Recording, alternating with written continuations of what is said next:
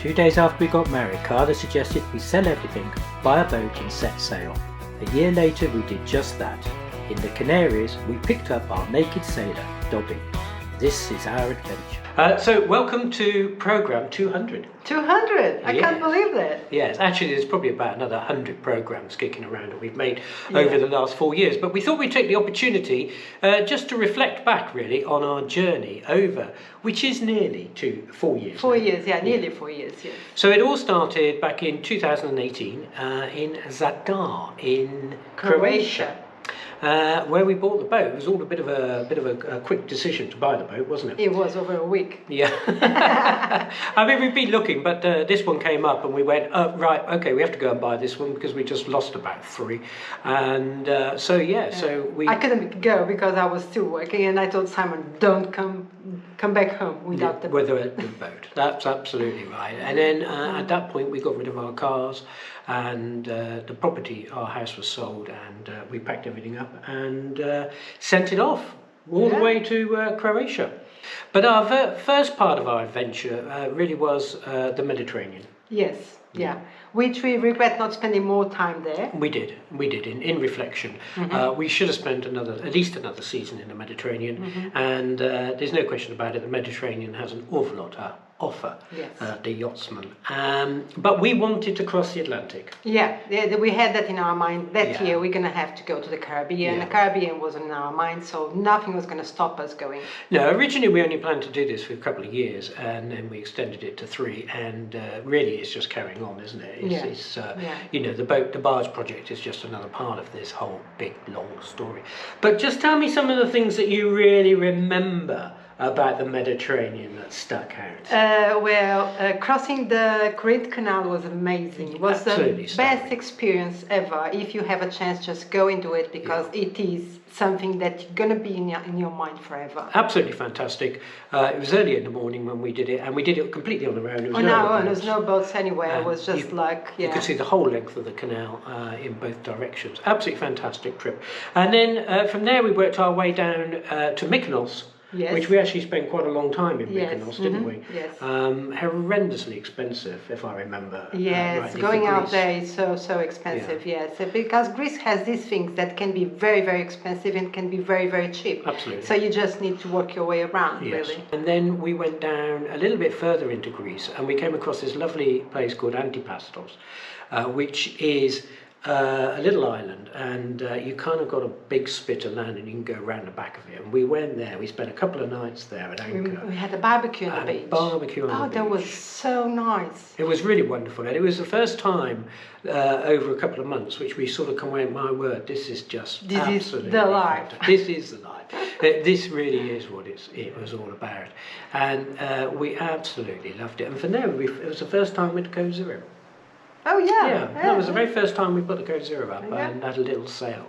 From then we discovered that the Maltini blows like hell through we had a couple of episodes with just, the sails going everywhere. It was just, I remember it was quite an eye-opener really, and neither of us had sailed. Carla hadn't sailed before, and I had never sailed anything this big before, and the boat is actually really quite powerful.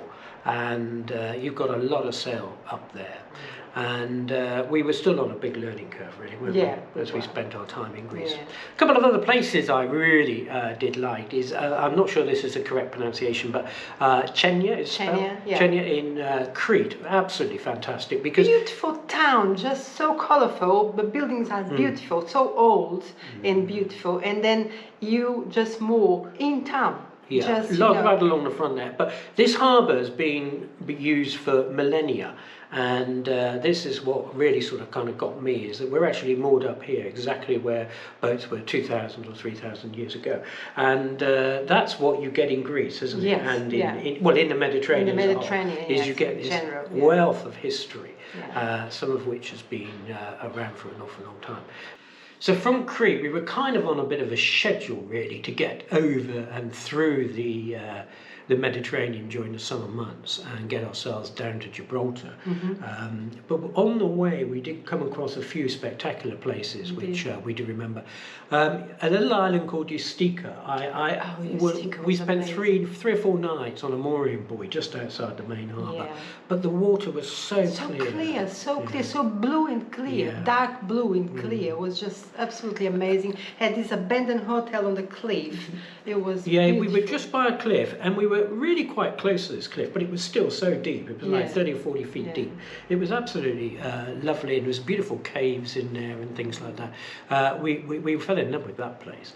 And from there we went up to Sardinia, and around the north of Sardinia, absolutely fantastic cruising ground, beautiful blue waters. It is like the Caribbean Sea. And it's another place that you can moor for free, just in town, just right in town, isn't it? Of Olbia. Olbia, yes, absolutely, You can just moor there, and you can stay there. No one bothers you, they don't charge you either. So it's a funny thing with the Med, especially in Greece. You find these sort of abandoned marinas. And even in Greece, when you have to pay, you pay like, for our boat it was like €6 a night or €3 a night. In some places, it's ridiculous. It's nothing really, isn't it? No.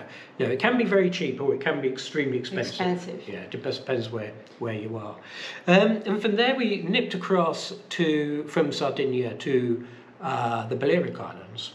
And in the UK, we kind of think of the Balearic Islands as somewhere you go for your package holiday, but when you go by boat, it is completely different, isn't it? Because Stunning. you go absolutely backwards, on the back of the island, and it's just absolutely beautiful, amazing. We just regret not spending more time. You could easily spend a whole summer in the Balearic Islands. I mean, we have some friends that they go there every summer. And I completely understand why. There's a little cala there that we stayed in Ibiza, and we went back, spent our whole second time for another week. It was absolutely fantastic. We absolutely loved it. And from there we went all the way down the coast of Spain and rocked up in Gibraltar. We particularly wanted to go to Gibraltar, though it was quite expensive. It was very expensive, but we learned on the last year we were sailing that if you go to La Linea, which is just across the border, the marine is very, very cheap, very friendly to multi-hulls. They charge you the same price as a monohull, and you walk through the border and go to Gibraltar, which is 10 minutes walk. Really. And it is, and then you've got all your London type food outlets. And instead of paying 50-60 euros a night for a marina in Gibraltar, you pay like 10 or 12 or something in La Linea. So it is. But this is all what you learn over a period of time when you're doing these sailing trips, is that even if you're somewhere expensive, you can always find somewhere cheaper. Or a lot cheaper, and normally very close, like kind of next door and that sort of thing. So from there we went to Portugal, your home country. We went to Portugal, the place we left to start our Atlantic crossing. Yes. Which didn't start very well. No, it didn't. It certainly didn't. We were in for a nice sail, broad reach all the way down to the Canary Islands. It was going to be 4 days, around about a force 5, which would be absolutely perfect conditions for us for sailing. We'd be doing 6-7 knots, and we would be there within the 4 days, really. But the first night it blew up around about 2 or 3 in the morning, pitch dark. We had all the sails up, and the wind just came along, and the boat was doing over 12 knots. We had 63 knots of wind at the peak of this gale, and this gale lasted 3 days. The size of the waves was something like just unbelievable, completely unbelievable. At one point we fell on the top of one of the waves. We just fell like that, boom. And everything was the only time on the boat when everything fell off on the floor.